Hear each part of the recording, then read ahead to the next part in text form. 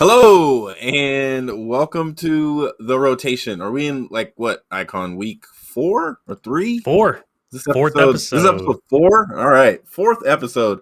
As you can see, Ashley is not with us again today. She's a little under the weather, so shout outs, prayers, good thoughts, happy thoughts to Ashley. She doesn't get to come on again and remind us of how good of a predictor she is, so I have absolutely no problems with that. We are in the midst of a ridiculous, awesome happening in the midst of the Call of Duty League called Super Week. Started today. We're going to talk about those matches, and we're going to look at the other 20 matches, I think, total that are happening over the next 7 days. I feel like we've reached NBA status or something. It's crazy how many games we have over the next 7 days. Me and IKON are going to break them down. We're going to predict the ones that we haven't already predicted. They shifted the schedule a little bit, but most of the matches that were going to happen are still happening. They're just all happening this week. And so what this means is at the end of this week, we're going to know how the placements are going to be and the brackets and everything for the first major, which we all are really excited about. I know the pros are excited to get to play in a major and actually see somebody come out victorious and be a champion. And so we'll talk a little bit about that, the matches that are meaningful. But IKON, before we get into it, I kind of wanted to, first give you an opportunity to introduce yourself. My name's Kingdom Soldier. I'm an old head. Been around for a minute.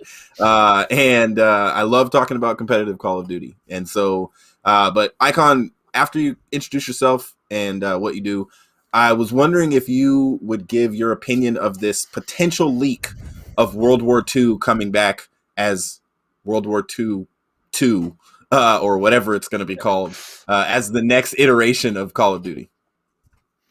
Yeah, so welcome everyone. Hope you're all having a fantastic night. Episode 4. It's kind of crazy to think that we're already on the 4th week. It just doesn't really seem like we're there yet, but here we are. We're now 1 week away from the major, and as Kingdom said, we're in the midst of Super Week, and we have matches all over the place. Although I'm not sure I love the current schedule and the format and how everything shakes out. I know we have an entire 7 days of matches ahead of us, but like today, so I'm here on the East Coast, but I watched the match at 3, watched the match at 4:30, and then that was it. And it was like 5:30, and I'm like, okay, I want to watch 6 more Call of Duty matches and just binge Call of Duty, and it was over, and I didn't get to.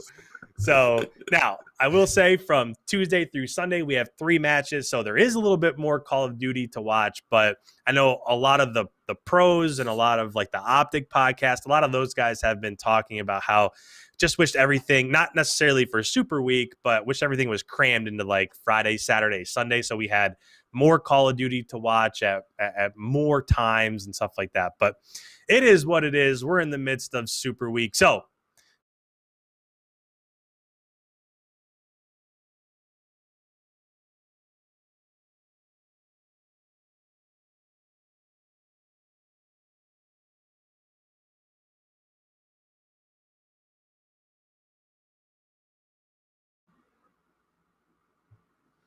I think we're back. all right, we're back. For those of you that don't know, we're using a new program for the first time. So if there's some issues or technical difficulties, we'll get it situated. You were talking about and the changes of the schedule. Yeah, so we just finished talking about changes of the schedule and stuff like that. But you mentioned about the potential of World War II again, whatever the case may be. I hope that's not where we go. I really don't. I hope that, I don't know. I have it in the back of my mind that next year for competitive COD, it's going to be AW2. So we're going to get some more jetpacks and craziness and flying all over the place. And when they did jetpacks year after year after year, that's when it started to get a little bit old. But you can sprinkle some in here and there. And I would love to see just one jetpack game. So I don't know, World War II, we'll see what happens. There's been rumors that maybe AW2, maybe World War III, maybe who knows. But World War II would be whatever. I mean, these older games, it is what it is.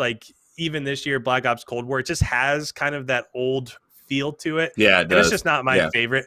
I love like the game, like the Modern Warfares, and I loved World at War back in the day. I mean, I could talk Yeah. about World at War all day, and it was one of my favorite CODs. But I like the Modern Warfares and even the Advanced Warfare a little bit in the future. That's the kind of game that I enjoy. Not to mention, if we're talking about competitive and we have AW2, then we could go into Uplink and we could. Oh, that's like my favorite competitive game mode ever. But maybe I'm getting ahead of myself. Well, I mean, so the rumor is that it's back to like boots on the ground, and kind of World War II didn't have slide canceling or anything like that. The advanced movement wasn't there. And so we saw this giant shift of teams that were great. And then all of a sudden coming from Infinite Warfare to World War II, it was like a huge difference in the game. I think if we went to AW2, it would be a similar type of shift. Your Hooks, your Shotsies, your Illies, like some of these young, I just named 3 players off the exact same team. Your Simpsy or BCs, like some of the, Envoy, like some of the younger players would, I think, benefit from it. You'd see kind of, but I'm really interested to see, like, could World War II kind of bring back the resurgence and dominance of someone like Kenny or like a TJ, and I also think sometimes, and I'm just going to say it for what it's worth, I think in the competitive community, sometimes we want a game for us and we think about it from the perspective of what is best for the competitive community. But if we think about the league play that they had and the whole ELO system and everything that was in that game, everybody says it was the best and they want it back. And, and so competitively it was, I think we were treated well. It's just the game itself.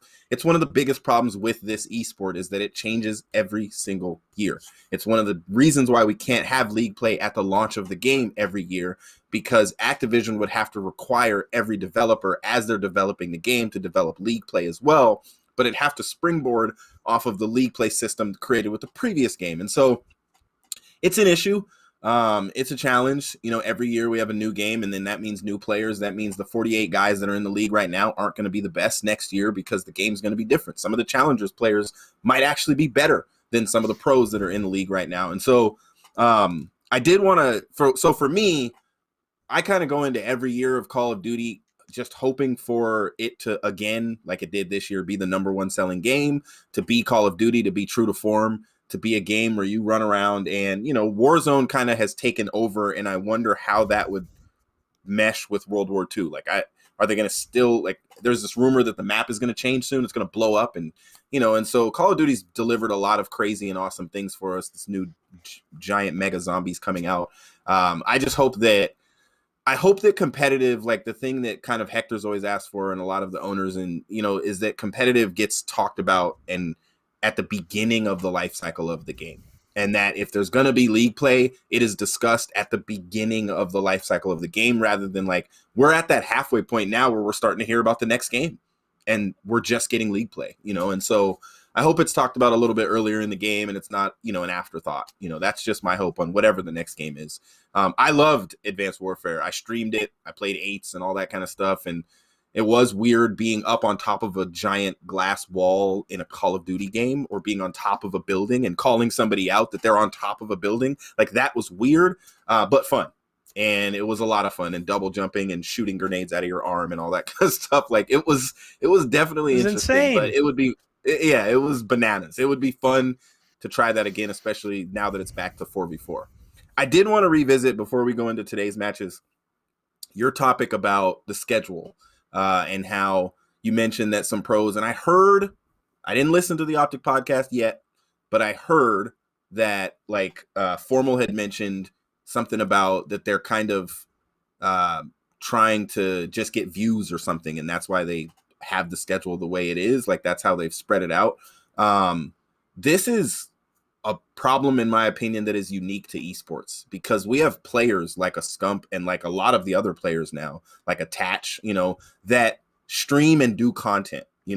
There's this whole beef this week that happened where I think it was Pac-Man said Octane should stop doing content so that their team could so that he could just focus on the CDL and playing his matches. And that's hard to tell someone that has to have a career after they're done. That's really a challenge to a player and to a pro player. And so, but you can't stream when matches are on. You're not allowed to stream as a CDL pro. And so if the matches were spread out even farther, that wouldn't be good. But some people have said, well, just get off Thursday and cram those 2 matches into the rest of the weekend, and maybe have one day maybe Saturday that's longer.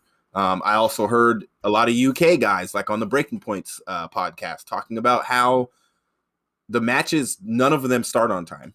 And so by the time you get to the last match of the day, like the Optic FaZe match, which was the best match last week, by the time you got to that match, it was like 12:30 at night, when it was really supposed to start at like 11 o'clock or 10 o'clock or something like that. It was like 2.5 hours later than usual.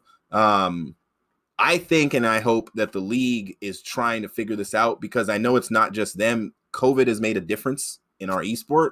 If this was LAN, it'd be a little bit different. You could eliminate certain things within the event, like they did last year, where they got rid of that what was that thing where it was like the 1v1, and it's like they moved it because everybody was like, don't put that right before the last match, like this marquee event before the marquee match. Like, we don't want to see football players and NFL players. They're great, but we don't want to see them. We want to see more COD. Right after we watch a great match, we want to see another great match. And so I think the league will figure it out. I hope that they'll starting right at 3 o'clock, and that we'll just move along. But I know with players as well, with issues with the game, with them having to stop. I think earlier today, even in one of the matches, they had to restart a map. And so, Chance and Miles had to kind of filibuster.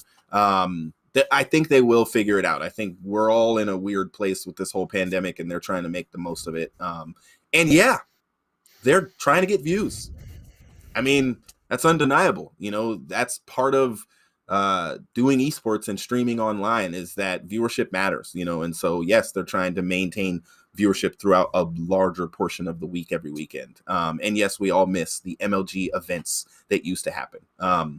That being said, today we had the first 2 matches kick off for Super Week, and today is the only day, as IKON said earlier, that there was only 2 matches.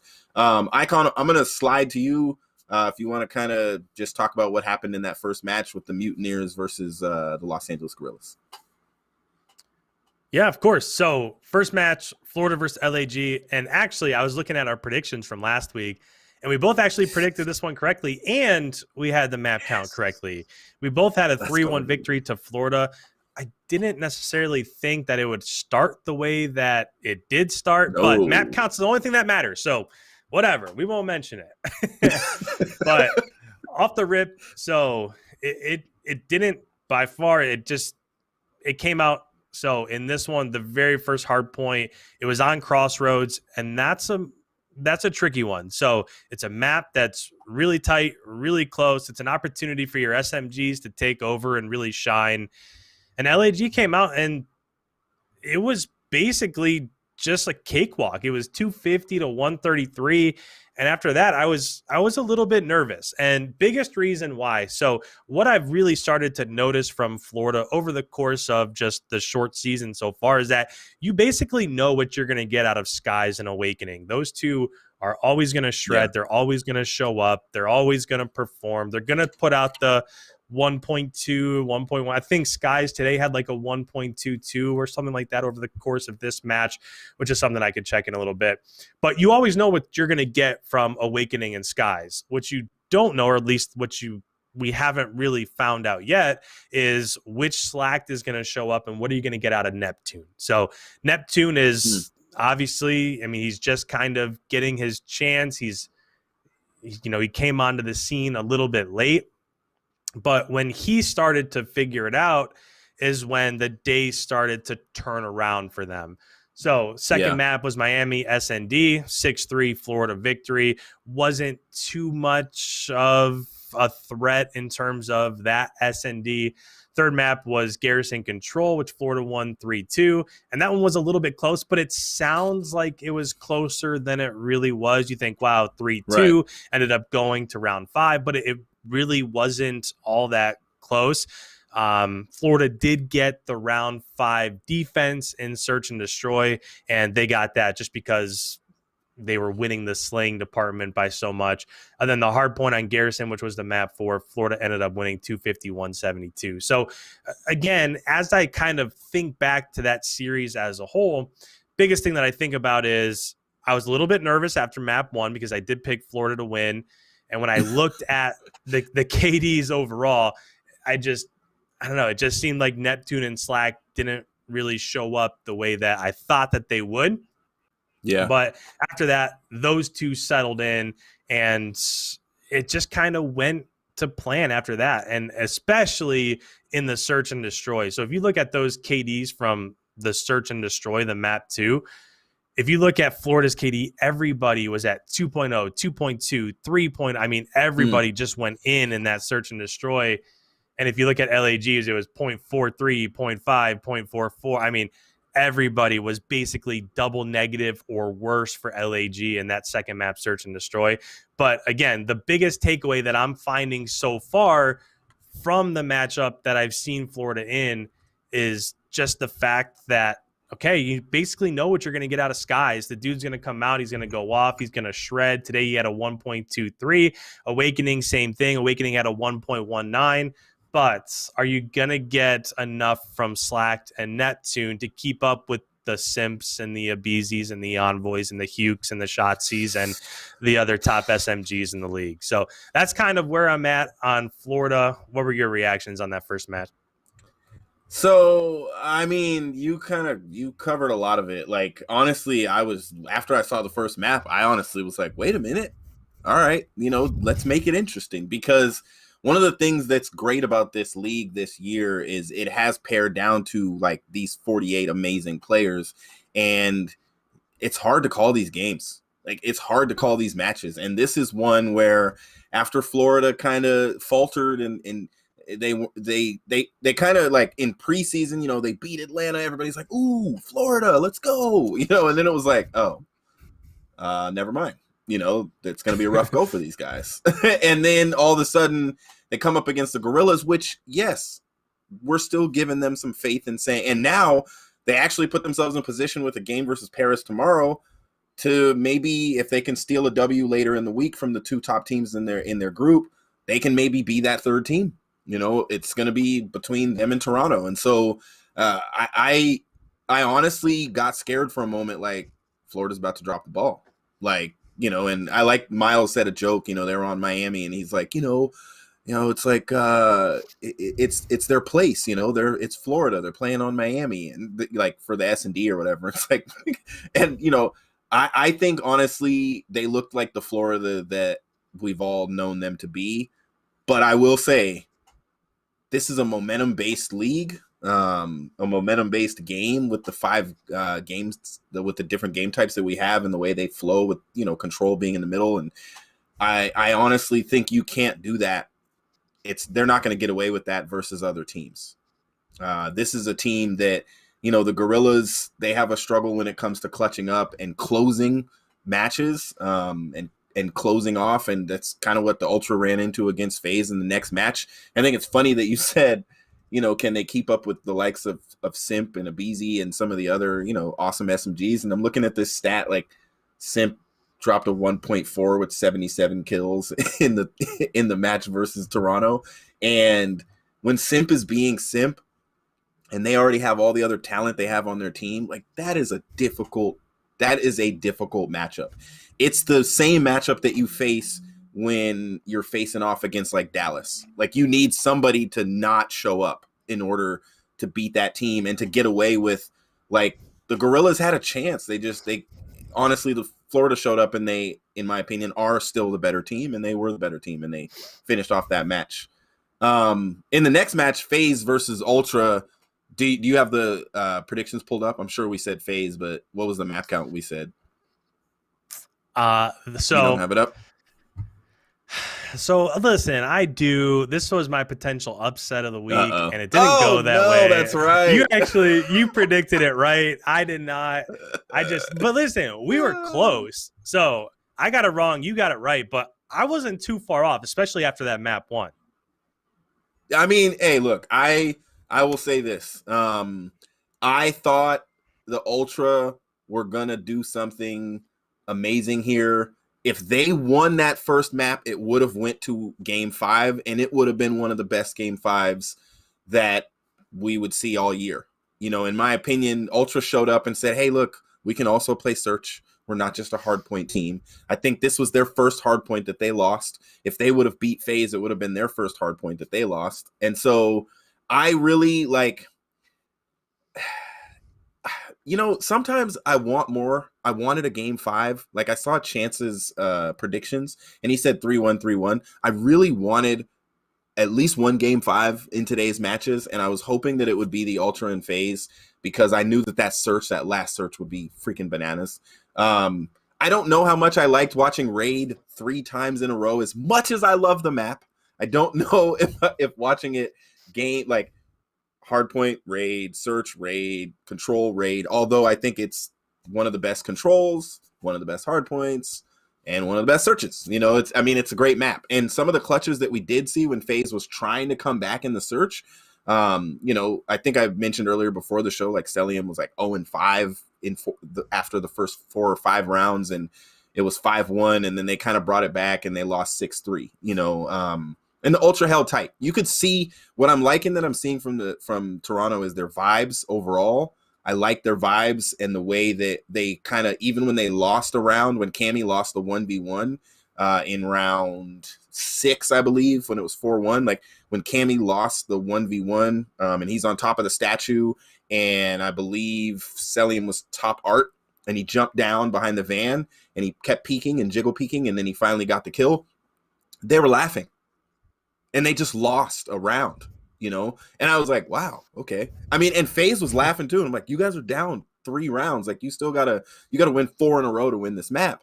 But the vibes overall, the teamwork, I don't know who the coach is of the Ultra, but I saw him doing the daps, you know, before and after the matches and stuff. And just overall, I think both of these teams are suited to be, I heard somebody call Ultra a dark horse team.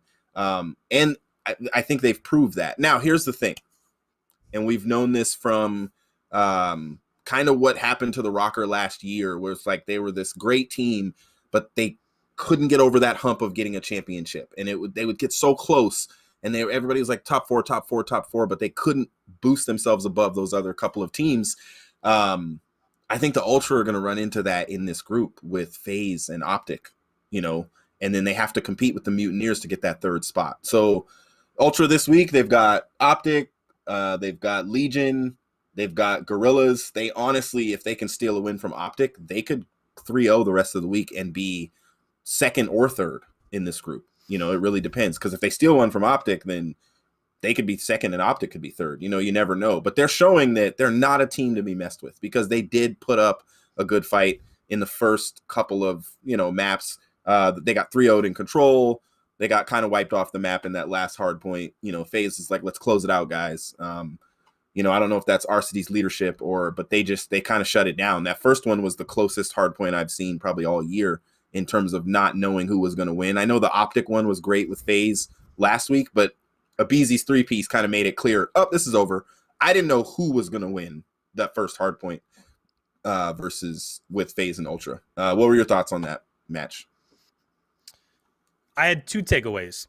So one, as I've just watched FaZe so far in some of the S&D maps that they've played, like they played Miami, they played Moscow, today they played Raid. I think that Raid S&D is a potential vulnerability for Atlanta. Biggest reason why is because what makes Atlanta so good at search and destroy is that Abeezy, the way that he's super aggressive, the way that he just takes weird routes that you don't expect him to be, places that he's at. So in Raid, you have the 3 lanes, and when you get to each of those 3 lanes, it's a pretty long line of sight. So without smokes in the game right now, he doesn't really have the ability, or he doesn't have the option to rush one of those lanes and get into those vulnerable positions that people don't expect them to be in. So what I noticed today, and also in Search and Destroy, I noticed that with Kleenex being super aggressive, the way that another way that you beat Atlanta in Search and Destroy is that you have to match aggression with aggression. And a lot of times you'd see a BZ trying to get through some of those critical choke points, and Kleenex would be there. And I don't think he's necessarily used to another SMG that's super aggressive being in those choke points already. And that was a big thing. So if a BZ can come out and drop 15 or 17 in search and destroy and get a lot of those first bloods, you're going to have a tough time beating FaZe in search and destroy like Optic did. But if you can get into those choke points and you can get those first bloods on a BZ and you can take them out of rounds, I mean, that's a pretty clear path to beat them in search and destroys. You still got to clutch up, and you have to you have to kill Simp and Arcides and Celium and take. Eventually, hopefully, we see a sniper in Simp's hands and stuff like that. But that was my one takeaway: is that would be great. It's gonna be tough to beat them on any hard point, on any respawn control, whatever. But if you can play your vetoes correctly and maybe force a raid search and destroy, that might be a path to victory against them. The other takeaway, and you touched on it a tiny bit, is the fact that in this group that has Toronto and Florida and Optic and Atlanta, if you're talking about that group in specific, the way that the major seeding is going to work out is there's 12 teams in each group. The top 3 is going to be in the winners bracket. The bottom 3 is going to be in the losers bracket.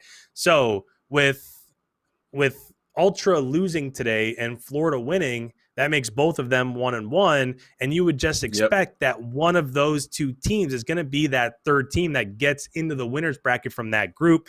Now, who knows what happens with Optic, or I mean, I guess they could come out and they could drop a game. I mean, we'll see what happens. Anything's possible with the way that they're playing in search and destroy.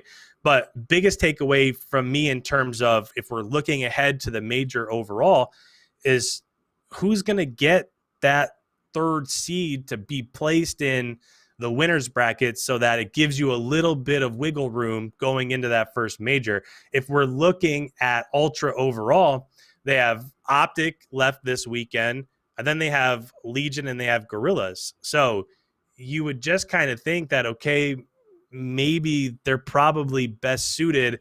You would think that they're probably going to lose to Optic, going to beat Legion, going to beat Gorillas. That would put them 3-2. That might put them into the third seed, but who knows? Maybe Legion gets an upset there or something like that.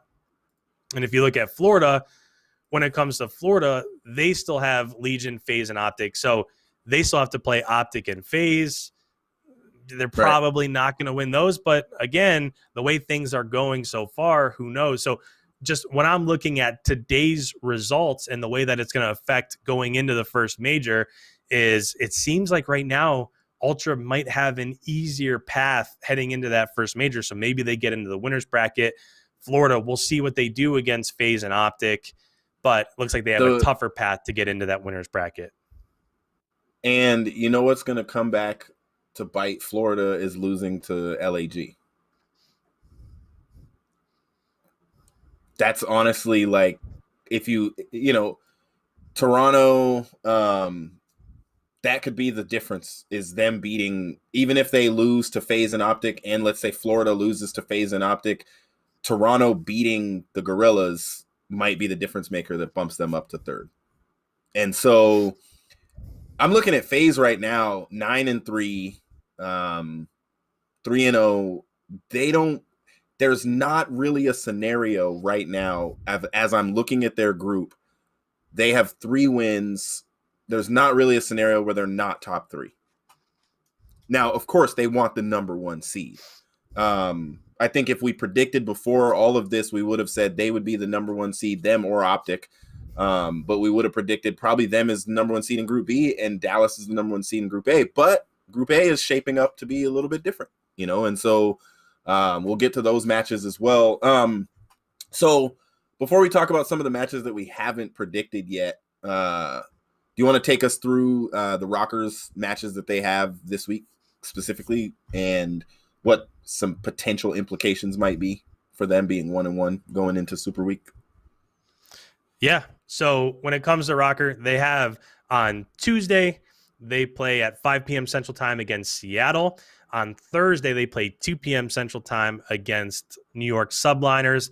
And then on Saturday, they play 3:30 p.m. Central Time against the London Royal Ravens. And This, again, if you're trying to, decide on where people are positioned, one, it was a tough loss against LA Thieves. LA Thieves are sitting in a great position right now at 2-0. They do still have to play Dallas, but again, 3 teams get into that top bracket. So if you're kind of thinking of how things end up working out, you probably think that the top 3 teams are Dallas, Minnesota, and LA Thieves, and each one of them will have a victory over the other. Dallas lost to Minnesota, but they're probably going to beat LA Thieves. We'll see.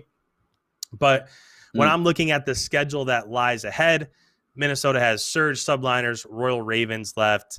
Surge did put up a decent fight in their last match. So they beat London 3-2. And even though they lost 3-0 to Dallas, it wasn't as, I don't know, they performed better than I thought that they would. So I'm interested to see how that.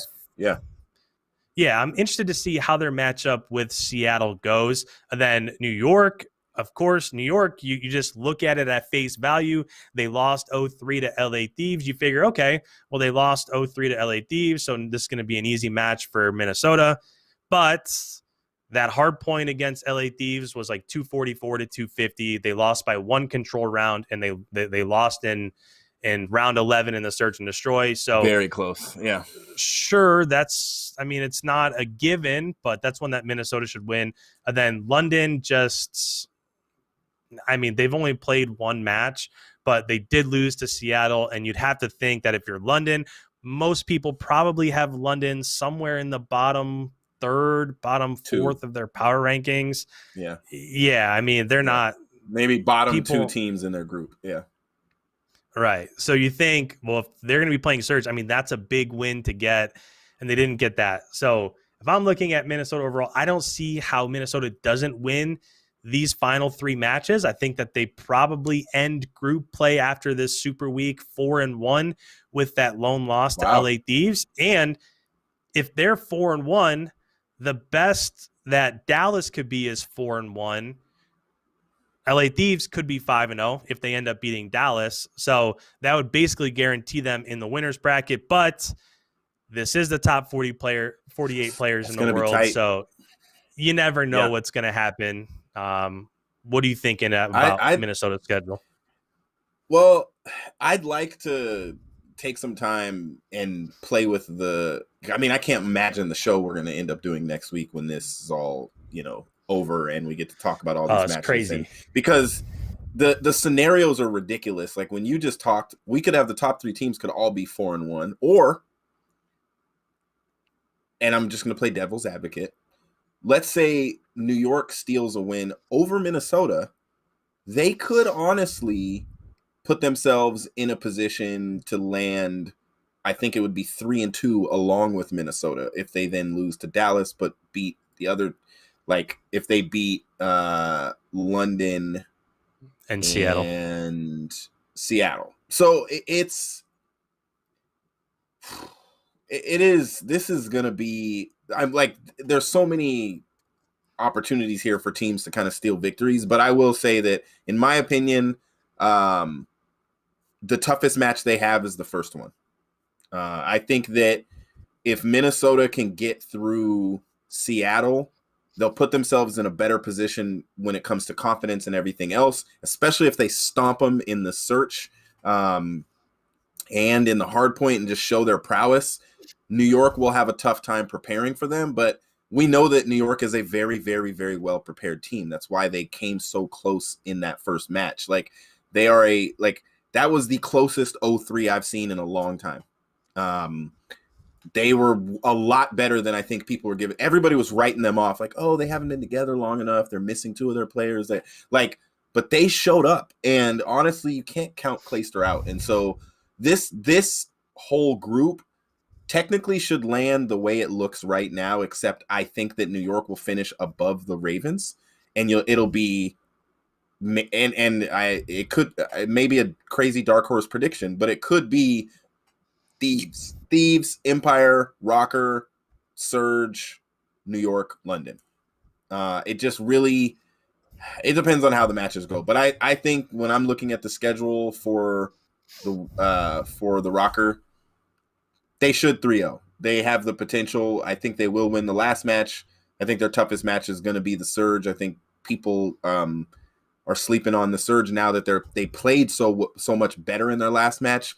And seeing Gunless be able to fry and all that kind of stuff, their communication. And you say this about the same thing you say about TJ and Kenny, I say about Pristini. He is one of those players, almost like Scump can be for his teams. If he is frying, they have a much better chance of winning. If it's an on day for Pristini, the Surge have a much better chance of winning. Looney's got to pop off, but Looney will provide leadership, and he's going to play like a veteran. He's going to play consistent. Even if it's not consistently amazing, he's going to play consistent. But if Pristini has one of those like over-the-top type of games, it could be beneficial for Seattle. I would say I'm predicting they're going to 3-0 this week and land themselves 4-1 and fight for one of those top 3 spots, and which would be great. It would be great to see the ROKKR go in the winners bracket going into that major. So I'm really excited about that. Yeah, the only other takeaway that I have from kind of looking at these two groups is that the news is that Hydra did get his visa approved. So you start to throw him into the Subliners. I mean, Hydra's supposed to be like the next up-and-coming young gun, Shotzzy type player. You throw him in with how good Clayster's been playing. Clayster was like top 5 in KD from that first weekend.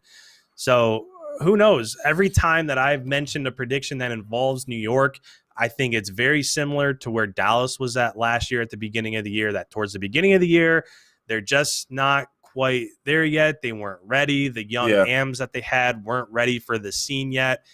And by the time the 3rd, 4th, 5th weekend rolled around, Dallas was there, and we all know the story that ended up happening with them. So that's just something that I think, to kind of keep in mind.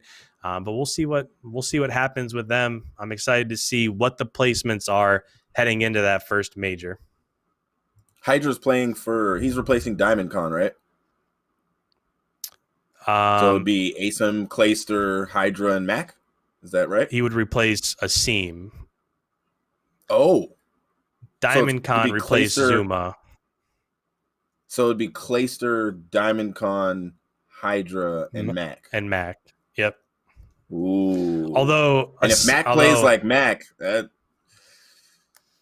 ahead. Yeah, and let's not forget that Asim was fantastic that first weekend. So do they just have like a rotating 5th where who knows? Does DiamondCon play? Does Asim play? What's the route that they take?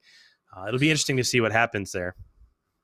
That'll be up to James Eubanks. I think that's going to be, it'll involve Bobble and the rest of the coaching staff, but I think Clayster will have a lot to say about how the roster looks and who's going to play going into, as the kind of clear figurehead for this team and veteran and, $1 million earner, only one of 2 people, just experienced multiple champion. Like, I think he'll be making that decision, and it'll be interesting how that goes. It's honestly good for Clayster to be on a team where, I hate to say it, but nobody can drop him. Nobody, he's the most experienced and winningest player on this roster by far, head and shoulders above everybody else. And so, and because, and Zuma's not there anymore. And so, I honestly, New York, like you said, they're going to look different throughout the whole year. I think they might try out a roster. And what if Zuma does come back? But I love what he's doing, commentating challengers and stuff like that. I've been watching the streams, and I'm having a blast watching Zuma. He's that dude, his entertainment factor has always been amazing, but watching him when he doesn't have to scrim and practice and just having fun talking about Call of Duty and breaking down matches, and I love what I'm seeing from them. All right, so you kind of noted some standout matches that you wanted to mention. The first one you talked about was Toronto versus Chicago. Who do you have winning that, and why did you note that as a standout match? It's just one of those ones where when we're talking about the grand scheme of things, who's going to be in the top 3, who's going to be in the winners bracket, who's going to be in losers bracket. That's a match that we just kind of all take for granted in thinking that, okay, Atlanta and Optic's going to be the first 2 seeds in that group. And if they lose this match, all of a sudden they have 2 losses. It changes, and yeah, I mean, it changes everything. So when I'm looking at that, especially with the way Toronto played today, they weren't magnificent, right? They didn't blow anybody out, but they were close in that hard point against Atlanta, and they absolutely smoked them in search and destroy. So when I look at that matchup, it just has massive implications for me, because you just think, all right, Optic's going to be in winners bracket. They're going to be one of those top 2 seeds, but the way that Toronto's playing, and they have a ton to play for too, because if they lose that, I don't want to say guaranteeing, but they're almost guaranteeing themselves in the, in the losers bracket. So just the implications with that one, it's just one that I have circled on my schedule. I can't wait to watch. And who did you say you think is going to win? I do think Optic's going to win just because of their respawns. But if they come out, again, if they lose map 1 or map 3, they use the first hard point or the control, I don't know if I have confidence in Optic, especially if it goes to map 5 search and destroy. Yeah, I was watching, I don't know what I was watching. It was one of Hector's vlogs or something, but where they were joking around and Scump was like, I have to be the in-game leader now because Envoy failed us in search. And Envoy's like, no, I'm still in charge. These are my minions. I was dying laughing. I was like, the one thing I'll say, and I saw a comment on the video that said the vibes of this team is amazing, and they're going to win. They're going to be successful because due to the vibes.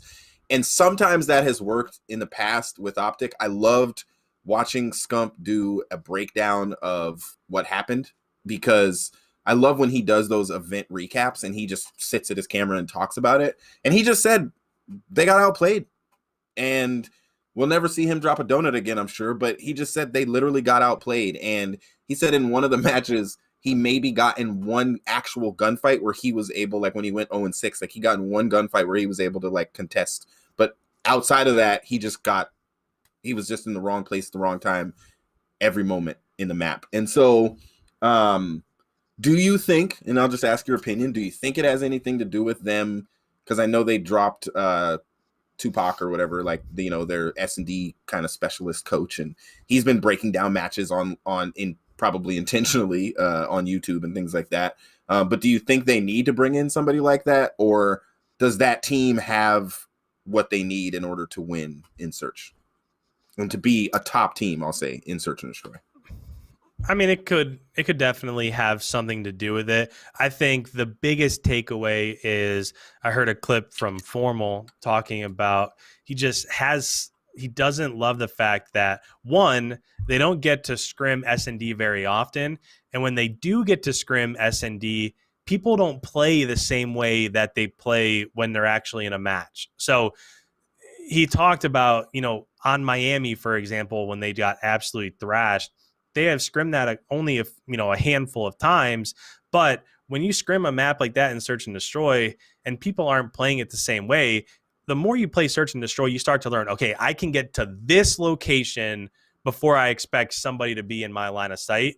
But when teams aren't necessarily playing the same way that they play in game versus in scrims, all of that is messed up. So I think my biggest takeaway is that you just have to play it more, and especially in a tournament setting, because when you start to play it more in a tournament setting, you get more information on where people are going to be, what the timing is, what the routes are. Okay, I can get here, whereas I thought I could get somewhere else.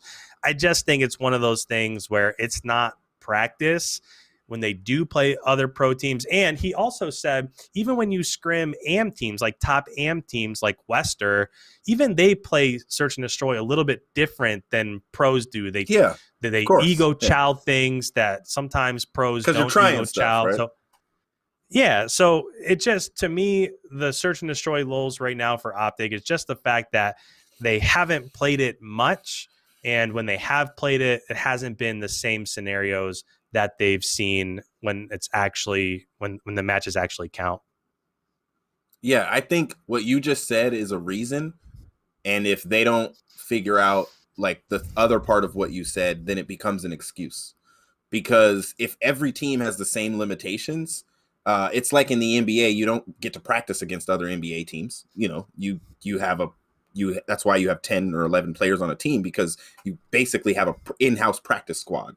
You know, it'd be nice if maybe Optic picked up it might be a worthwhile investment to pick up 4 players, just bring them in as Optic Academy and have them scrim against the Optic team, and make part of their job that they have to try. You know, like, I think that teams are going to have, like, every team has to figure that piece out. When you do have those, like, S&D stars on your team, like when you're FaZe and you have those players, when you're the ROKKR and you have those players that they're known for their S&D ability, you put yourself in an advantage, because what it comes down to sometimes is winning your ones. Like, and what you said, I think, is the solution. Playing more in a tournament setting where it matters to the other team, like where there's money involved, or it matters even to you. And I know, like, you know, I think Seth and Dylan, like Envoy, are still doing their like 2v2 series, you know, their search series or whatever. But I think it was mostly Hardpoint that they were playing. And so I think, honestly, getting into tournaments, or you got to hire somebody. You know, you got to bring somebody in that's going to say, look, the other teams aren't going to show you this, and that, but here's what they're doing that you're not doing. Because, and somebody who plays S&D all the time and has been, you know, like somebody like a Simp, or, you know, like somebody that it's just in them, when they get in a 1v1, or they know how to use positioning in certain ways that realistically other players just might not be aware of. And like you said, you ego chow, you try things, you try different stuff. But then when you play it, of course, it's just like Control coaches were complaining about the same problem. That Control, you know, I saw JCap talk about it. Like, Control does not play. I think I saw Mud Dog talk about it. Like, Control does not play the way in live that it plays in scrims. It's different. Everybody ego chows and tries things in Control in scrims. But when they're playing in a real match, they're going to play their life sometimes. You're going to play your life in search sometimes. And we don't have snipers on the map. Something you said earlier before I talk about this next match that I thought about is, do you think, or I won't even say do you think, maybe there was a little bit of exposure there with FaZe being played on Raid, because there is no place, like you mentioned, like a BZ can't really hide anywhere. Like, you know, Raid is a very bright, open 3-lane map. It is very simple. You know, like, when people used to try to run the flag and capture the flag down the middle on Raid, the setup had to be almost flawless in order for that. But it brought out some of the best plays we've seen in Call of Duty history. When someone ran the flag down middle through the tree, you know, Hellstorm or whatever is dropping from the sky, and they're, you know, getting under the tree because they can't get hit, and then they run like through zigzag, and like that was some of the best plays we've ever seen. And so, and I watched today, I saw teams rotate like 20 seconds early on Raid, because you have to. You can't win. You can't ego chow basketball court and just win it, you know, or garage. And when you're playing against certain teams, you can't underestimate them. And so I think that Optic cannot underestimate the competition in this league. They're not anymore. I heard Seth say that in his, you know, in his own video. Like, he's like, yeah, and he mentioned being a little high on, you know, their first victory, but he kind of, like, he also said they weren't like, it wasn't an egotistical thing. It was just a confidence thing. And now they've learned, like, okay, we have some work to do in search and destroy. And what you said is important, and it's a reason, but it'll become an excuse if there's no changes that are made that can actually fix that. So your second match, you said, was, which I agree is a big match. And I'm interested in what you think about it, especially based off of today with both these teams getting wins, is Florida versus Atlanta, which happens Thursday. It's the final match at 6 p.m. Eastern. Do you have a predicted winner for that? And what kind of do you see as the importance of that match? Yeah, so if we're talking about kind of like these standout matches that I mentioned a little bit earlier, a lot of them involve the same few teams, right? It's the Torontos, it's the Floridas, it's the Chicagos. Like, what's going to happen in that scenario? Because I just feel like as you look at Group A, you look at Group B, this is really the triangle that could really throw a couple people into a good route for that major, or throw a couple people down in losers bracket, and now they've got a much tougher time into that first major. So it's the same thing. Okay. So I have Florida versus Atlanta and Florida versus Chicago. I look at both of those matches, and I don't think it's consequential for Atlanta whatsoever. I think that now they're at a point where they're going to be in winners bracket. It's just, are they going to be 1, 2, or 3 seed in that group? But for Florida and even for Chicago, who knows? I mean, Toronto's no slouch. Florida's no slouch. The thing with Florida is I think Neptune at SMG, when he is on, I think he can compete with anybody. And we just talked about earlier, it was maybe 45 minutes ago now, but we talked about how consistent Skies and Awakening are. So when you're looking at Florida, that's why, at least where I have them in my power rankings, it's so tough for me to move them out of the top 4, maybe move them back to 5. So like right now, LA Thieves is at 4 just because of their performance so far. But it's so tough for me to continue to move Florida back just because Awakening and Skies are so good. Neptune can slay with the best of them, even though he's so young. It's what are you going to get out of Slack? So when I look at all 3 of those matches, I want to see them play more. I want to see who has an edge in certain game modes. Right now, it looks like Chicago isn't quite there in Search and Destroy. And is that going to be the deciding factor? If you can take one hard point or one control off of Optic, now you have an easy path to victory based off of what they did in that first matchup with Atlanta. So when it comes to those 3 matchups, I'm curious to see who's going to get those top 3 seeds and who's going to be the person that's left out. Well, and that's a good way to look at it, because I think honestly Chicago could do what they're predicted to do, which is they beat Ultra. They shut us all up by beating them specifically in Search, maybe like a 6-2 or 6-3 in that Search and Destroy. They maybe get a 3-0, and then they walk through the Gorillas, and those last 2 matches on Sunday, like them versus the Mutineers, is going to be a big match. It could matter. I hope it comes down to that. Like, that's my hope, is that the last match, Empire versus the Thieves, comes down to, like, because you had that as one of your last matches. Like, if that comes down to who's going to be number 1, who's going to be number 2, who's going to be, who's going to make it, and when it comes to Chicago and Florida could have to win that match to bump themselves to 3rd above the Ultra. Like, I hope that it comes down to that. That's where this kind of super week gets exciting, is that through the week, we're going to start to be like, okay, this team actually can, like, what if like London beats New York and upsets the Thieves or something, then the ROKKR match will matter so much, on Saturday. Like, I love that we have this much COD, but it's going to be bananas trying to figure out how things are going to end up.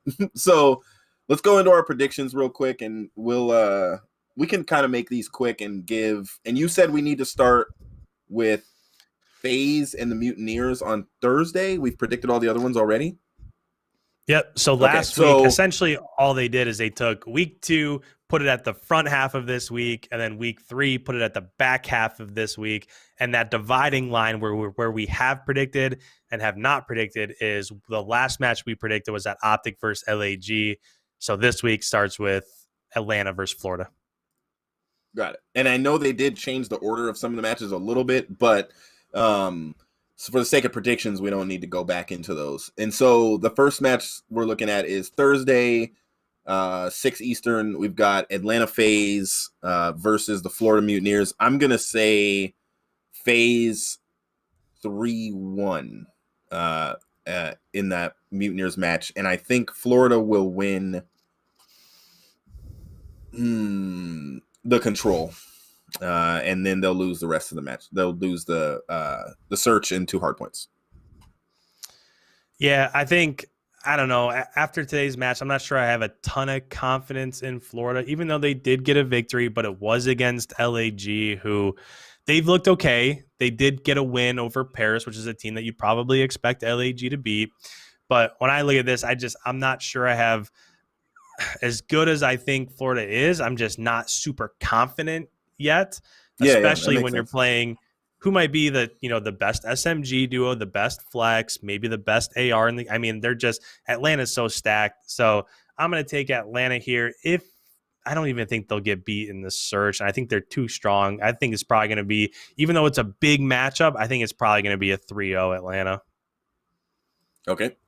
And then next on Friday, we've got the LA Thieves versus the London Royal Ravens. And I don't know what we predicted, but I'm sure we said the Thieves are going to beat the Surge. I don't know what the math count was. Probably both of us said that. And I don't know if you noticed, but we're kind of predicting that the Thieves are going to go into that last match. I will say that I think they're going to beat the London Royal Ravens, and I think they're going to go into that last match 4-0 at that point and have the potential to go flawless in their group. I think them and FaZe both have that opportunity. And so depends on what they do with the Surge. I'm going to say that they're going to beat the Royal Ravens. I'm going to say 3-1 again. I think London coming off of a predictable loss to the Empire and looking for a W if they've lost also to New York. They're going to fight hard. They're going to, I think Parasite is going to show the side of himself that we've all been looking for, which I did see in their first kind of match with him. But and I think they're going to get it together and grab a map, but I don't think they're going to win the match. And so I'm going to say 3-1 LA Thieves over the London Royal Ravens. Yeah, I mean, you've heard me say this quite a few times that whenever I think about this squad with LA Thieves, it always comes down to how is Kenny and TJ going to play. And it just so happens that right now, so far in this game, Kenny has been nothing but phenomenal. I mean, the guy's been one of the top 6-7 players in the league, and that is not arguable whatsoever. So in a matchup like this, where I don't have a ton of confidence right now in that London roster, I do think Parasite probably helps them. I think Shawnee's really good. I think Shawnee can slay with Slasher. Yeah. But when it comes to Dylan and Alex, I'm just not sure that they can put up the same type of performance that Kenny's putting up right now. So I'm going to say LA Thieves in this one. I'll give a map to London, probably the Search. I think, especially with the addition of Parasite, I think he's one of the best COD minds that there is.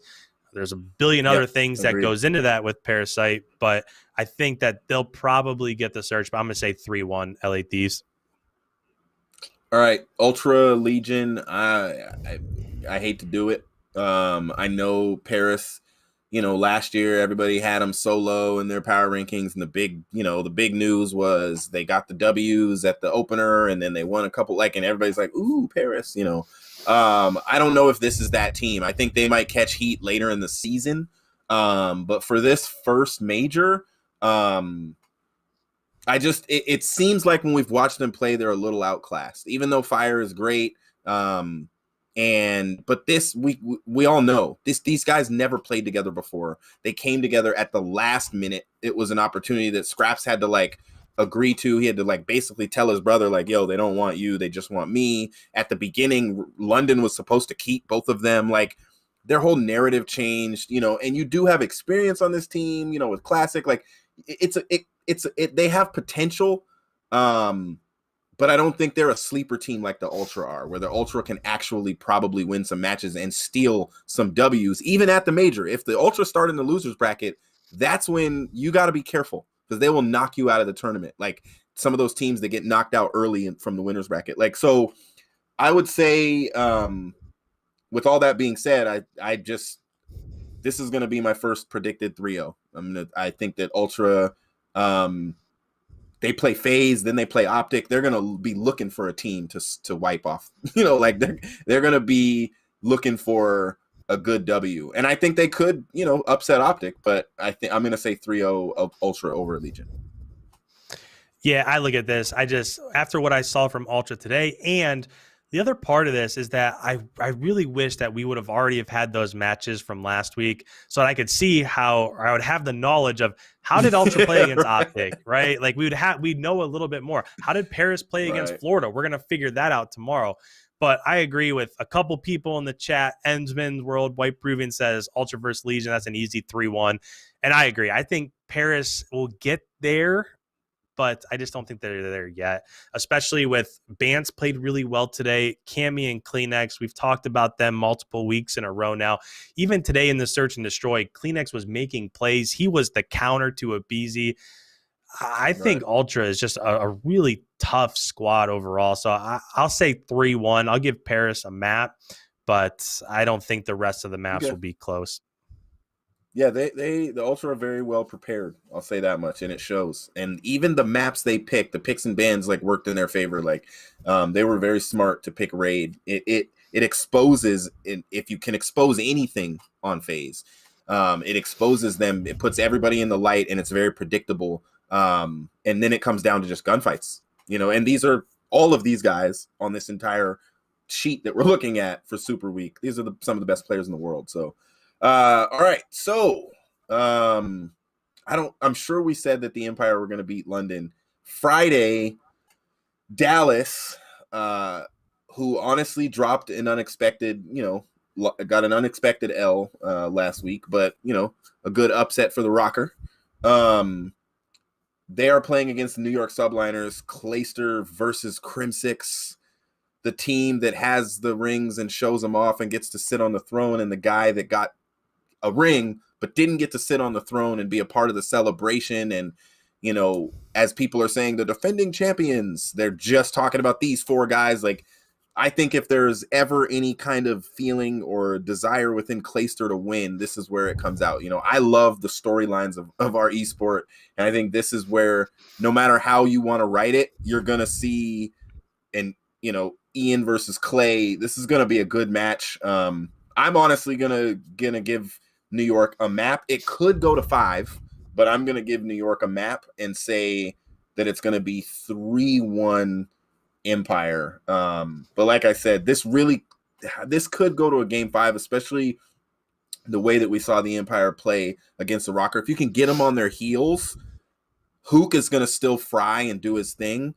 But when you can break their method of how they beat people, what was shown is that they kind of got put on their heels, and they got put in a place where they got beat, and so if New York can do that, it'll be a great match. But I'm going to say 3-1 Empire. Yeah, I don't think this one will be particularly close. I do have it as one of my standout matches just because of the storylines that you mentioned with Clayster going back to battle against Dallas. But in this one, I don't know. Even though Asim has been great and Diamond Con's looked okay, this is an entire different beast. And I think in this matchup, the way that Minnesota was able to beat Dallas is that Minnesota has proven vets across the board that can clutch up and get massive kills, especially in control. We're not even talking about search. So even if a path to victory against Dallas for New York is to win both of the searches, they still have to take a respawn. And I just don't think they have the same caliber players in terms of clutch factor and can they get the kills when they count that Minnesota has, which is what makes Minnesota such a tough team to play against. So I'll agree that I think that maybe for a map, New York could catch lightning in a bottle. Asim has been playing really well. Clayster had like a 1.33 after the first week. But overall, I think that this is a pretty big mismatch. I'm going Dallas 3-1. And this is another case, though, like you said, where it would be nice if we could see how they played against London or the ROKKR. Like, it'd be nice if we could predict it off of that. Because, like, if Hydra is back, they're going to play different. They're going to be a different team. Mac is going to play a little bit better, I would think, going into a different match. So that'll be interesting. All right, moving on to Saturday. I still can't believe that there's 20 matches this week. This is freaking bananas. It's awesome. I just wish they were more in one or 2, 3 days. Yeah, like, we're used to watching 20 matches, but Friday to Sunday. Actually, there's probably more than 20 because you got open bracket, and yeah, man, wow, it'll be great to see the major. Hopefully there's more matches on each day. But so for Saturday, we're looking at FaZe versus Legion. I'll quickly predict that one at a 3-0. I just think FaZe is proving that they're the FaZe that came out at the beginning of last year and won 50 scrims in a row and was looking better than everybody and all that kind of stuff. And Alec is providing, what Beezy said in an interview, that Alec is providing the leadership that he thinks they might have been missing last year, that they had some, but that Alec is coming in like, I want to lead and I want to be the leader of this team and I want to be our IGL. I want to get us through, those tough situations. And it's showing, and they're showing and proving. That was a tough victory that they got today. We can't say anything negative about the Ultra. That was FaZe playing really well. The way that 4 pinch for that center hill on hardpoint, like somebody called that. Somebody said it's 245 to 243. Like, let's pinch them from every direction. One come from kitchen, one come from zigzag, one come from pillars, and one come from steps. And they just took over the hardpoint and won the game and spawned them all out. Like, that is what this team needs. They've showed, they've proved. I'm going to say 3-0 FaZe over the Paris Legion. Yeah, we don't need to spend any more time on this. I think it's going to be a 3-0. I think Paris will get there eventually, but right now, I mean, Atlanta could very easily be the best team in the game. So I'm going 3-0 with this one. All right. Next one, we got the ROKKR going up against the London Royal Ravens. This one, I am going to, even though I gave London a map versus the Thieves, I'm going to say that this is the ROKKR's last match. For some reason, in my mind, it would be wonderful if things worked out and they honestly came into this match 2-0. But if there's a chance that they've won one and lost one going into this match, I think the coaches, I think the players are going to be in top form. I mean, of course, I'm thinking that no matter what. But, players realistically say after matches, like, yeah, we were a little egotistical. We thought this was going to be an easier victory. Like, players are honest. They tell you things like that. And so I think the ROKKR going into this match will be firing on all cylinders. It's their last match going into the major. And placement is going to matter no matter what, like you said earlier. If they're 4-1, I don't know if there's 3 teams 4-1, how it decides, they beat Dallas. So maybe they could be the number 1 team if they finish 4-1. So I think they're just going to go lights out in this match, and it's going to be 3-0 ROKKR over the London Royal Ravens.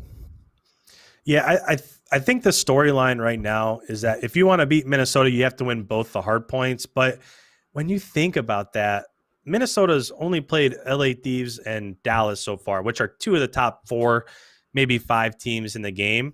So right now the knock is like, well, can Minnesota win a hard point? Well, I think you're going to see against Seattle, against New York, against London, I think you're going to see that they can win some hard points because those SMGs are dirty. Attach and Priest, I mean, they're no joke. So I think going into this one, I don't believe that Dylan and Alex can keep up with those two. So I do think that maybe the respawns aren't as polished and where they want them to be right now. So I could see them potentially losing a respawn, but I think it'll be close. I'm going to go 3-1 Minnesota here. Okay, 3-1 Minnesota. All right, last match of Saturday is the Ultra versus the LA Gorillas. This could be a close match. Like, honestly, the Gorillas, they proved in that hard point today, like, this could be a close match. However, there's certain teams, and I think there's a couple of them in this league right now that they're just going to get out-clutched.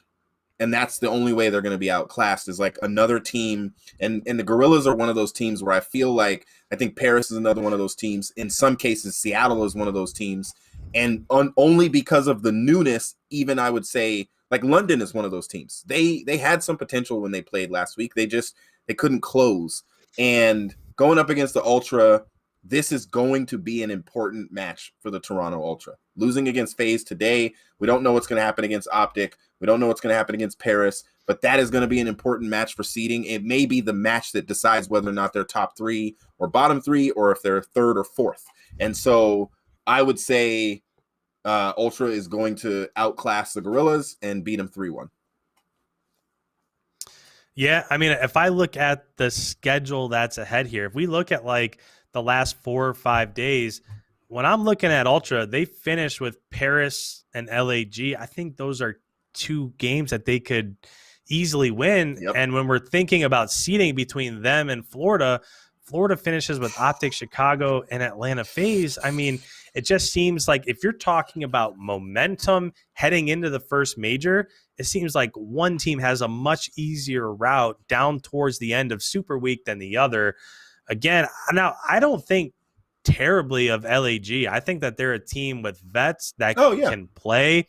Vivid looked phenomenal today. Vivid was by far the best player on LAG's roster today, but I just think that they're too electric. What Bance has shown so far this year on certain maps, and I've talked so many times about Cammy and Kleenex, even though Cammy didn't have a great day today, but it was against the Atlanta FaZe. So let's give him a little bit there. But I just think that Toronto's a little bit too tough, especially in the searches. So I do think that this will probably go at map 5. So I'm going to say Toronto 3-2, but I do have confidence in LAG that they'll figure it out. Yeah, they will. They're a good team. They have potential. The challenge is when you're struggling, you can gunfight, slay, but it does come down to, and we're talking about like these teams, all of these teams, they have coaches, they spend time watching VODs, they're studying the other teams, they're preparing specifically for matches because they can see on the schedule who's coming up. Like, this is the cream of the crop, the highest level of competition. And I think that for some teams, it's just going to take some time for them to gel enough to where in the midst of a situation, they trust everybody else. I heard Paris say something that actually concerned me, and I think it was Classic in an interview said, we don't think there needs to be one leader. You know, the best scenario is when everybody kind of is a part of leadership. And I will say that as someone who's been a leader for most of my life in various, spheres of life and influence and work and being a dad and all that, like, honestly, somebody has to lead when the going gets tough. And that's what I'm saying is these teams that aren't closing out and aren't clutching up, somebody has to be in charge of the moment when it hits the fan and you need one call out to listen to, and if that's Envoy on Optic, they just got to go with him. And if they lose 12-1 in search rounds, well, let's go back to the drawing board and figure it out. But we listened to what he said, honestly, each team needs that. What makes FaZe even more dangerous is that Arcity sat underneath these other players and worked with a Clayster, for years, and played with some of the best. And then last year played with Optic and was part of that storied, amazing organization. And now he's on FaZe calling the shots. And who does he have to call the shots to? Look at his team. You got Abizi and Celium and Simp. So that's who you're directing around. Like, hey, go kill him. Okay. It's like, and it's a little bit different for a team like the Gorillas. You're still trying to figure out who you are, who's going to lead in these different scenarios. And I'm not in any way saying anything negative about the Gorillas. Like, they're not a good team. They would beat, 90% of the probably 98% of the 4-player teams that could come together on the planet, but these are the other best, these are the other best, 11 teams. So they have some time. They're going to catch up. They're going to get there. I guarantee they're going to figure it out because they're a professional sports team. All right. Sunday, the last day of Super Week, the first match, the New York Subliners versus the Seattle Surge. This one is one of the toss-ups of this week for me, where I'm like, this is anybody's game. And I don't know how much it'll matter in terms of seeding, to be blatantly honest. It may be that these are already guaranteed 2 bottom 3 teams, and now it's kind of like who's going to, get the higher placement, when it comes to at the end, who has the better record. Now, it could be totally different, of course. So I'm going to call this one a 3-2. And I'm going to give it to New York. I'm going to say New York is going to win 3-2 against the Seattle Surge. I think they'll have figured it out by that time in the week because all these teams are playing so many games this week. I think by that moment, New York will have figured out their game, and they'll be in top form, and they'll have just lost probably to Dallas. And so I'm going to say New York 3-2. Yeah, I mean, regardless of this outcome, I think both these teams are going to be in the bottom 3. I just don't. Right now, I can't imagine a course in which LA Thieves, Dallas, or Minnesota aren't in the top 3. So in terms of seeding, I don't know that it matters so much, but I do think heading into that first major with a little bit of momentum and team morale and chemistry and all those intangibles, I do think it's an important match. But when I look at this, I think that right now, Clayster's of those 8, Clayster's probably the best player right now of those 8. And then next would probably be Gunless. But after those, which are 1-1, sure, you have Octane, but Octane hasn't looked like the same Octane that he was last year. Will he get there? Probably, but he hasn't looked quite that level yet. But what we're seeing so far out of Asim seems right now like a top 7, top 8 player in terms of KD. Will he keep it up? We'll find out because they've got some tough matches against some really good SMGs. But I'm going to go ahead and I'm going to give this one to New York. I feel like Clayster is, and if you're just talking about chemistry and morale overall, Clayster is a guy that will always keep his team focused and working. And we've seen how Seattle can kind of be the opposite of that at times. So if both of these teams are coming off a rough stretch, I think New York will be the team that's still motivated, still putting in the time, still putting that extra that extra effort forward. So I'm going to give this to New York. I don't think it'll be a blowaway, but I'm going to say 3-2 here, New York. Shockingly, which I just noticed, Seattle wouldn't have played since Wednesday. Yep. So that means this would have been their one weekend where they only played one match. And so, unfortunately, during Super Week, they play Wednesday versus the Thieves, and then they have to watch Call of Duty for 3 days before they play again. So it's going to be interesting with New York playing 2 of those 3 days. So it'll be interesting how hot and warmed up and ready to go. That'll play a role. All right, so the second to last match, we've got Optic versus the Florida Mutineers. I'm going to give this one to Optic Chicago. I think this will be very important. I think this will be a very important match for seeding. I think Florida could edge themselves over the Ultra into the 3rd spot potentially, if that's the way it ends up in their group. Hold on, let me look at their group real quick. So I think technically the Ultra could fight for that, or Florida could edge out the Ultra in that for that 3rd spot, depending on how that goes. And I think Optic will be fighting for top 3 as well. I mean, unfortunately, it's possible that Optic is actually fighting for a top 3 spot on Sunday. I can't count out the Ultra when they play Optic, and so I think Optic is going to take this, and I think it'll maybe. We'll see. It may put Florida in the position where they're 4th rather than 3rd, and Ultra goes to the winner's bracket. But I think Optic's going to take it, and I'm going to say this is going to be a little bit of a slugfest, but I'm going to give it to Optic 3-1. Okay. Close match, but 3-1. Yeah, this one's super tough just because this could have major implications for both Optic and for Florida, because there's nothing saying that match on Wednesday, Optic versus Toronto, there's nothing that just guarantees an Optic win there. So they could very easily need this matchup against Florida to get that 3rd seed, right? There's nothing saying that, okay, they'll win this and that's going to give them the 2 seed. Ultra could already be in prime position to have that 2 seed. And if Optic doesn't beat Florida here, then they're going to get 4 and Florida's going to get 3. I mean, who knows what'll happen? Whoa. You probably can guarantee, or at least you can probably guess, that Optic's going to end up beating LAG, but that this Florida match is kind of up in the air. I could see it going either way. The Toronto match is kind of up in the air.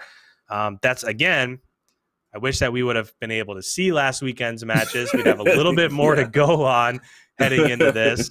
I mean, we're making 20 predictions based off of opening weekend and one weekend. So there's not a whole lot that really goes into this. Right. All I can say is I think Florida looked okay today. I don't think they looked as good as I probably thought that they would look.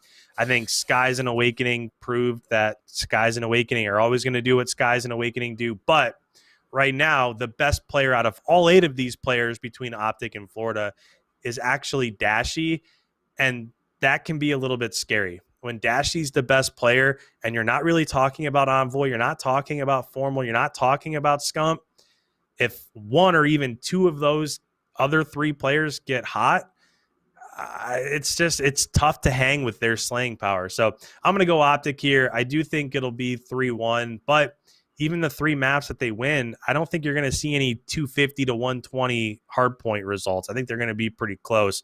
I'm going to go 3-1. I think Scump is a once-in-a-lifetime player. I don't know when we'll see someone else kind of ride that kind of wave. I mean, maybe Simp, in terms of winning for a very, very, very, very, very long time over so many titles, like getting victories, being a part of, one of the most storied dynasties in the history of the esport, like playing with most of the best players and being the most well-known, public, largest, most watched, viewed, everything, loved. I mean, he slid in and took the spot from Nadeshot and just ran with it and did such a phenomenal job. And I think that this is what I've always thought about Optic. Like, when Scump is doing well, Optic does well. So figure out a way to make Scump do well. And I don't mean like, if he doesn't like the game, he doesn't like the game. Like, that's something else about Scump. But I don't think he doesn't like this game. But I think that Dashy being their best player is great. But you don't want to get Optic into like that Octane situation from last year, where it's like, yeah, Dashy always does great stats and he's good, but Optic wins only 60 to 70% of the time because the other players are playing around him, and that just may not work, And so if I'm an Optic coach, I'm trying to figure out how to put Seth in position to do well. In search, it's different, but in the respawns, like I want Scump to be smiling and be saying that he fried and that he did good at the end of a map. I don't want him to play like other veterans where they almost, their career just tapers off because, like someone like Aches, like when the dude could play, he was great. Like, I mean, watching him and Krim and those guys and TP and like watching them play together was like, wow, this team is hard to beat, but he became a role player. And it's hard for me to think of Seth Abner as a role player, and when you put Scump in a position where he's dominant and you literally almost like they do in basketball, they create plays for certain players to go off because they know once he gets hot, the other team is not going to know how to defend us. And I think that Optic is that type of team.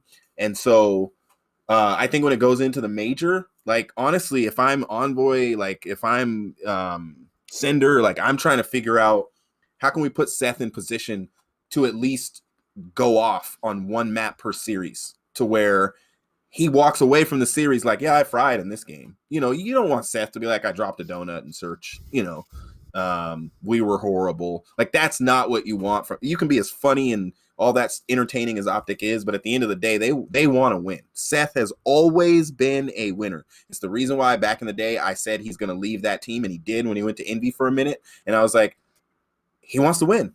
He wants to win. Now, yes, he's a loyal guy. He went back to Optic and has never left. And he's literally only been on like 4 teams or 3 teams as a result because of leverage and Envy. But he was on Envy for 2 minutes. But it's because he wanted to win. He still wants to win. When he sees no winning in his future, he will retire and it'll be over because he wants to win. And he doesn't just want to win these little matches. He wants to win tournaments. He wants to win majors this year, not just one probably, and definitely wants to win champs and then change the whole narrative of this whole GOAT thing, although some people have them as their GOAT anyway. So anyway, didn't want to belabor the point, but I think that's my, when I think about Optic, I think, put Seth in position to do well and the rest of the team will do well. They can do what they do naturally. But Dashy and go ahead. I was going to say one other point about Scump is that where you're going to see this Optic team really shine is that if we ever get back to LAN, there's no really better LAN players than Formal and Scump. That's what makes them good. When the lights are bright and you're on main stage, they're just, some players have that ability to go out on the biggest stage and perform. And that's what the two of them are best at. So you don't really get that right now when anybody can win when you're just sitting in your bedroom and you're playing at the same setup you've played at for the last 4 months. And it is what it is. But you have them travel, stay in a hotel, go to an event. You don't get a ton of time to practice. And oh, by the way, here's all these spotlights and all these people watching and a live audience. That's where they make their money. Optic. So yeah, that's something that we don't really get to see right now. Right. Yeah. And the green wall, man, that's a team member, like out here in Seattle, we call them the 12s because 12th man was illegal or something, but we used to call the fans the 12th man. And at like Seahawks games and the Sounders fans, like our soccer team out here, they're freaking bananas. And the fans are a part of the team because they're crazy. When you come play here, you're going to have to play against not just the team and the people on the field. You got to play against these crazy fans in the crowd. And some of these players that are playing in the league right now, they've never played against the green wall. They don't even know what it feels like. And when LAN comes, you're right. It is going to be a game changer for that organization. And I can't wait because I can't wait to go. Like, I just want to go to a LAN event. I went to the last LAN event with Optic, and it was not the best. You know, me and Hitch didn't even really talk. I saw people in the distance, but everybody looked so sad. I didn't really talk to any of the Optic players because it was their worst placing ever. And, you know, it was hard. You know, like, that was rough. And I can't wait for Optic to get LAN back. That's a good point you made there. All right, last match of the Super Week, which I think is going to have phenomenal implications for who's going to be number one in this group. Well, yeah, because I think LA Thieves might be going into this without a loss, and Empire might be going into this with just one. So this could be the match that if Dallas beats them and they're both 4-1 and Dallas has the head-to-head, I think that would place them number one in the group. And so I think this match is for a lot of marbles. It's going to matter. However things shape up, it's going to matter. Like, these two teams, where they land is going to be based on this match, in my opinion, unless one of them just fails the whole week. But I just doubt that. They've been playing really well and they look really good. Predicting it is very difficult, so I'm going to let you predict first. Yeah, I mean, you mentioned the implications with, okay, if Dallas beats LA Thieves, then they're both 4-1. So would Dallas get the number one seed? But I don't think any of us expect Minnesota to lose either. Minnesota would be 4-1, and they would have a tiebreaker over Dallas, but they don't have the 4-1 tiebreaker over LA Thieves. Like, what? I have no idea. My guess would be it might go back. Yeah. It might go down to like map count. So, and who knows? I mean, now that's too much for me to think about. But if we're talking about predictions, I can't imagine Dallas staying down for that long, even though they did get beat by Minnesota. I think that overall, they didn't get the performances out of those players that they usually do. I think Hugh obviously played really well, but I don't think Shotzzy was Shotzzy. I think Krim can match up pretty well with Slasher in this one. I do think Slasher at this point in his career is probably the better overall player. But overall, I mean, these two teams, it's really tough. Who do you give an edge to? Do you give an edge to Shotzzy, or do you give an edge to TJ? I mean, maybe Shotzzy there, but then you start thinking about Kenny at the flex and then Illy at the flex. I mean, it's so tough, especially since we've only got a couple matches to go off of here. But I think Dallas is Dallas for a reason, and I think it'll be tight, but I'm going to go 3-2 Dallas. When it comes down to that search and destroy, and you've got Illy, and you've got Hugh, and you've got Shotzzy, and you need somebody to make a play, especially when they're playing from their bedrooms and not in front of the bright lights, I'm going to give it to Shotzzy and Illy and Hugh, so I'm going to go 3-2 Dallas. I'm going to go 3-1 Dallas, and but they'll all be very close. These are going to be some of the closest matches, and this could, I hope, it's Sunday night, it's the last match. I hope it's reminiscent of the Optic FaZe match that we saw. Like, honestly, like, best two teams in that group, best two teams in this group, like, why not? You know, now Minnesota, you're right. If they go into this 4-1, they probably could get second because the Thieves have a 6-1 map count right now. Like, through 2 wins, that's a great map count. You know, they're sitting in good position to literally only have like 5 or 6 losses total. You know, and Minnesota already has 5 losses, and Dallas already has 3. So I would predict that if they're all tied, it'll be the Thieves, then Minnesota, then Dallas. But this is, like you said, this is because if LA Thieves win, then Dallas has 2 losses. And then what happens? Like, are the Surge 3-2? Are the New York Subliners 3-2 also? Like, what? Like, that's honestly, you're getting into now unpredictable scenarios. And like you said, it's going to be mind-boggling to watch this week and see how the positions move. But I am going to give a 3-1 to Dallas. I think the Dallas Empire, like you said, are the Dallas Empire. I don't think they've been knocked off their pedestal. I don't, you know, they weren't exposed, in my opinion. Like, Search and Destroy for Optic was exposed in their match versus FaZe. They would even say that themselves. I don't think Dallas was exposed. I think, honestly, and I'm not giving it an excuse, I'll say it's a reason. I do think the weather in Crim's room and all that stuff had to do with his play and his whole mindset and not being like, when I came in here to do the show, I told you guys, like, I got to go run and get a space heater because I just came in my office and it's freezing. And I literally would be on the show, like, thinking different and talking different just because of the weather.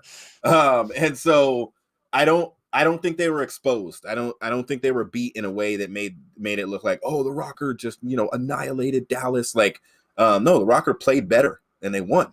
And on any given Sunday, any of these teams can beat any of these teams. But some of them are the best. And what the ROKKR did do in that match is prove that they belong in that conversation for the best, couple of teams in this league. And so I'm going to give a Dallas Empire 3-1 over the Los Angeles Thieves. And that may make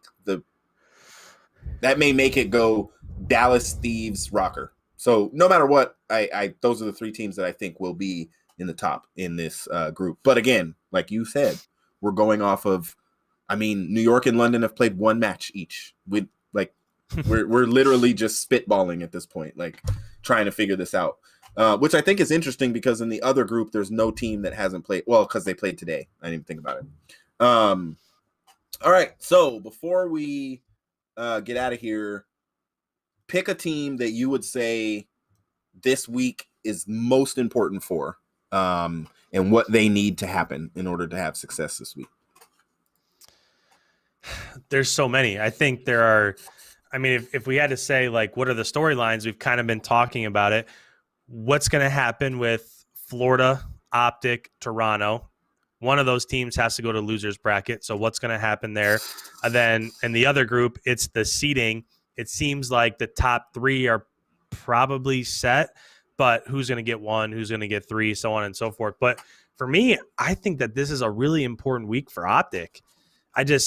If they come out and lose to Toronto and they've already got 2 losses and there's no guaranteeing that they're going to get a top 3 seed going into the major, what's going to happen to that roster? Are people going to start being blamed? We know they're streaming their scrims. So will people start looking into maybe some arguments here and there? Not that they would make roster moves or anything, but I just think this weekend it's really important. And they have 2 tough matches against Toronto, against Florida. Those are no cakewalks. I think that there's absolutely a possibility that they could get beat in either of those. So I don't know. I look at some of the top teams. I think Dallas going to be in the winners bracket. Minnesota, winners bracket. Atlanta, winners bracket. I'm not sure I can say that for Optic. So that's the team that I'm really going to be looking at going into this slate of games. For me, this is hard. Because the placements, like that whole group B, is very unpredictable. You have, in my opinion, right now, 4 teams that could all land in the top 3. So how they play this week, it matters. And it's really, FaZe is there. They're 3-0, with a 9-3 map count. Like, they're good. But Chicago, Florida, and Toronto, like you said, that is, it's up in the air. They're all 1-1. It's going to come down to those head-to-heads, and how Toronto plays Optic is going to be so important. That is probably their most important match. Looking at the other group, I think we want to say it's predictable, but the Surge are 1-1. New York is 0-1, but they haven't played 2 matches. Like, I think the challenge of Group A is going to be similar to the challenge of Group B, where you're going to have a lot of these teams that are going to end with these similar counts of wins and losses. And it's going to be like, it's going to come down to head-to-head, and then it's going to come down to the last couple matches of the week. I'd say this week is, I almost want to say Chicago as well. Because I think even if Dallas catches another loss, they still place top 3 based on who's in their group.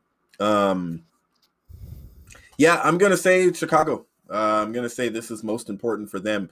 I think that it's important to those guys to be known as a top team. I think that is very important to them. They like to win from a winning position. I think one of their challenges in when they have bad years like World War II, it's because they were thought of as a bad team. Like, and that's crazy for the roster that they had. And when you go into a tournament with Formal, Krim, Scump, and Damon, and you're thought of as not the best, like that's like, I mean, that's just weird. You know, like that. How do you think of that roster as being anything but dumb? Even if they played together right now, if those 4 players got on a team, I would say, you can't count them out of anything. They could beat any of these teams. Those 4 players, like, and I don't care that Karma hasn't been on the sticks. Like that's ridiculous. You know, we're talking about 3 times, you know, the GOAT, like this. And so I think Chicago, this is important for their esteem and for the attitude that they walk into the major with. And if they are not in that winners bracket and they start in losers, I don't feel like the vibes and the happiness and the joy and the haha and the laughing and the jumping on scrims. And I think that's where the arguments start to come out. And we've talked about this before with that roster, and they like to prove us wrong. And I hope they do. You know, I've been a longtime fan of this organization. Glad that Hector got the name back. I'm glad that they're in the league and it's really them and not, you know, the LA Optic or whatever they were last year. At the same time, this is the opportunity to show and prove. And here's the deal. Like, it's not like we're like shocked that they lost to FaZe, but it's how they lost that kind of surprised everybody. We did not, and I don't think anybody expected them to see that kind of a loss in search. And they just kind of got to show up and be like, hey, calm down. We got this. We can still win. We can still win search matches. And if it goes to game 5 against Toronto, that'll be one of the most watched game 5s of the week. And so we'll see, you know, we'll see how it goes. So I agree with you. Optic Chicago, more power to you guys. I would love to see them go in the winners bracket because we'll see more viewership for all of us. And, you know, a long tournament run for Optic is good for Call of Duty. It still is to this very day. It is good for Call of Duty. And what I love about the CDL is you're starting to see other teams edge into that top, like FaZe, like Dallas, like Minnesota, where viewership is rising for these other organizations that are big in gaming in general, because now you've got FaZe Clan promoting Atlanta FaZe, you know, and so it's awesome. You got Envy promoting Dallas Empire. Like I love what's happened with the CDL. I'm excited for all these matches this week. Pretty sure IKON is as well, and Ashley as she's at home. IKON, before we sign off, are there any, you know, shows this week that you need to, like, co-streams or anything that you need to mention? Yeah, absolutely. One last note is when it comes to Minnesota, I want to see them beat teams they're supposed to beat. This weekend, they should go 3-0. They should beat Seattle. They should beat New York. They should beat London. So there's a point in time where if you want to be considered one of those top squads, you have to beat teams that you're supposed to beat.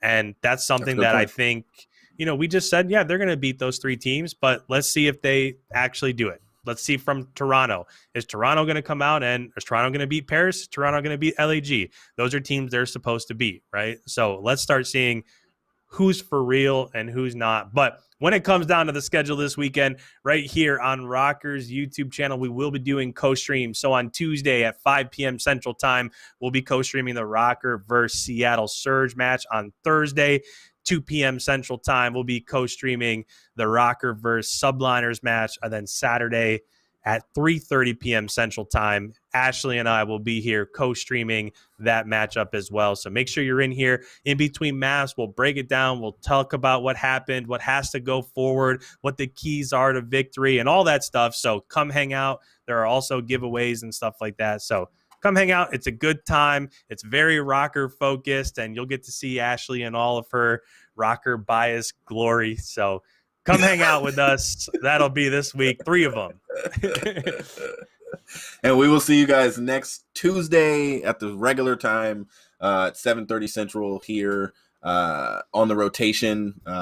Me and IKON are looking forward to all of the matches that we're going to get to watch this week. And I'm excited to see the co-streams. I thought the co-stream last week was really awesome. So I'm excited to see you guys do that again. And hopefully you're talking about ROKKR wins. Because, like, when they lose, it's not as fun, of course, right after to be like, so what happened? You know, so hopefully, like you said, the ROKKRs show up and do their thing. Till next time, we'll see you guys. Peace out.